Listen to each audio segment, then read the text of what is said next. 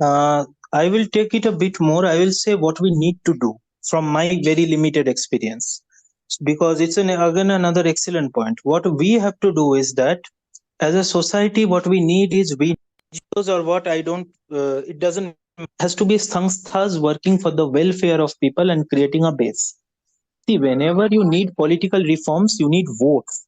You need people congregating. So, mandirs as a center of welfare and congregation has to be there. And the primary demand in South India for all Hindus, I think, should be Mandir Mukti. That is number one. There is no question about it as a central demand. Besides that, I would give you two guidelines. Anything which gives you, which law which gives special rights against you, whether it is minority or whatever, it does not matter. Any special rights against you should be vigorously challenged. And these, I think, you will know better than me, the local people, what local laws are against you. National level, we know Wakaf, HRC, places of worship act, these we can spread awareness. But Hindu sanस्थाs, if we have lakhs of those Hindu sanस्थाs working all over Bharat, what happens? Our reach will be more. We will be able to influence people on the ground. We will be able to give them welfare there. And then in that case, it will work a lot. Now, when making Hindu sanस्थाs, the biggest problem is that the funding comes issue based and not a systematic funding. So these systematic funding matters should also be addressed very carefully and very well.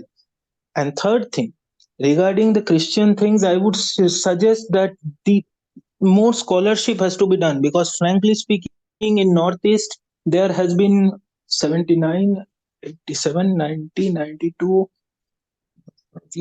at least there are more than dozens. There are more than a dozen mass murders committed by groups which had the church as a logo.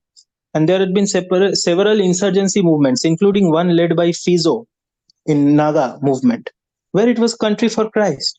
And Fizo got citizenship and shelter in which country? Guess? Britain. And who fought his case? A pastor. So there are plenty of materials and plenty of evidence available.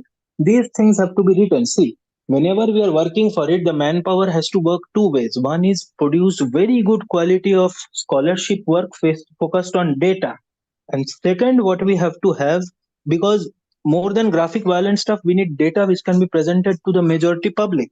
And second thing, or even young people if possible. And second thing which we have is that we have to connect with our nearby mathas, mandir, sampradayas and strengthen them, and also and use them as Hindu sanस्थाs for welfare. If they are not working for it, then we need to encourage people to open their own sanstha to work on ground, so that these words go. This should be the way I think you should follow anywhere, not just in South India.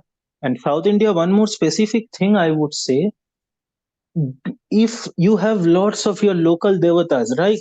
Like Karupusami and other things, you have that, right? In Tamil Nadu and other places. Those sites, reverence for those sites and local devatas, keep it. They are no ways against Sanatan Dharma. We have polytheism, we have these acceptance, these things have to be promoted. Identity politics at any cost should be discouraged. This is one of the biggest weapons in whenever you are dealing with the church.